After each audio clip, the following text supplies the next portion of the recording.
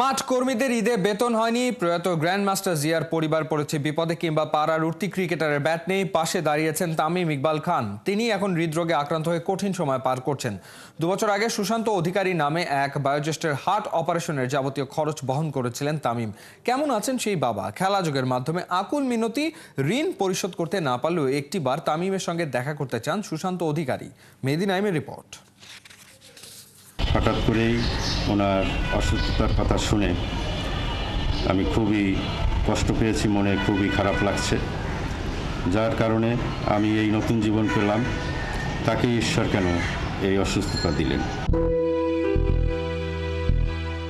এই পথ ধরে তুমি এসেছিলে, বাঁচাইলে আমারে, শুনিয়েছিলে সেই মর্মবাণী। মানুষের চেয়ে বড় কিছু নাই, নহে কিছু মহিয়ান। যেন সৃষ্টিকর্তা তোমাকে নিজ হাতে পাঠিয়েছিলেন। আমি পেলাম নতুন প্রাণ।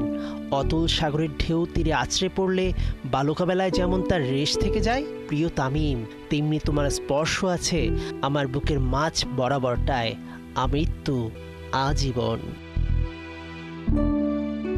বছর দুয়েক আগে ঠিক এমনই রোজার ঈদের আগে সুশান্ত অধিকারীর হার্টের চিকিৎসার যাবতীয় খরচ দিয়েছিলেন তামিম ইকবাল খান। বিধিবাম ভাগ্যের লিখনে সেই তামিমই আক্রান্ত হলেন ভয়াবহ হৃদরোগে। কেমন আছেন সেই সুশান্ত অধিকারী? খেলাযোগ তার সন্ধানে। ফার্মগেটের সেই বাড়িতেই এখনও থাকেন সুশান্ত অধিকারী। তামিমের হার্ট অ্যাটাকের কথা শুনে ডুকরে কাঁদে তার মন। তার বিপদের দিনে যেভাবে পাশে দাঁড়িয়েছিলেন তামিম, তেমনি তামিমের সেবায় নিজেকে নিংড়ে দিতে চান। দেখা করার আকুলতা একজন বাবার কণ্ঠে। আমার মনের খুবই ইচ্ছা, ওনার সাথে আমি সরাসরি দেখা করতে চাই, এবং জানি না ঈশ্বর আমাকে সেই সুযোগ দেবেন কিনা, বা কেউ আমাকে এই সুযোগটি করে দেবে কিনা।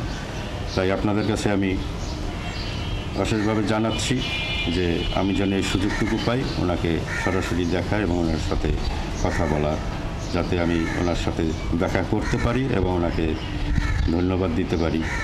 মাঠকর্মী থেকে রিক্সা চালক, সুযোগ পেলে তামিম পাশে দাঁড়িয়েছেন সবার। হয়তো তামিমের ভালো কাজের খাতা খোদাতালা বন্ধ করে দেননি, তাই দিয়েছেন দ্বিতীয় প্ল্যান। কেননা মানুষের সেবা করে যেজন, সেই জনই যে সেবিছে ঈশ্বর। বর্তমানে আমি এখন ওনার এবং ঈশ্বরের আশীর্বাদে আমি এখন সুস্থ আছি এবং নতুন জীবন পেয়েছি তামিম ভাইয়ের কারণে। তাই আমি ওনার কাছে চিরকৃতজ্ঞ, এবং যতদিন বেঁচে থাকবো ততদিনই আমি এই কৃতজ্ঞতা স্বীকার করে যাব। যদি আবার দেখা হয় তোমার আমার, ভুলে যেও সব অভিমান ছিল অকারণ। মানুষের ভালোবাসা আর দোয়াই হৃদ মাঝারে বাঁচিয়ে রাখে চিরন্তন। সুশান্ত অধিকারী আর তামিমের দেখা কি আবার হবে? গল্পের শেষটা আমরা জানি না, শুধু জানি সকলের তরে সকলে আমরা, প্রত্যেকে আমরা পরের তরে। মানুষের প্রতি মানুষের এই অকুণ্ঠ ভালোবাসা বেঁচে থাকুক যুগ যুগ ধরে। মেহেদী নাইম, ৭১।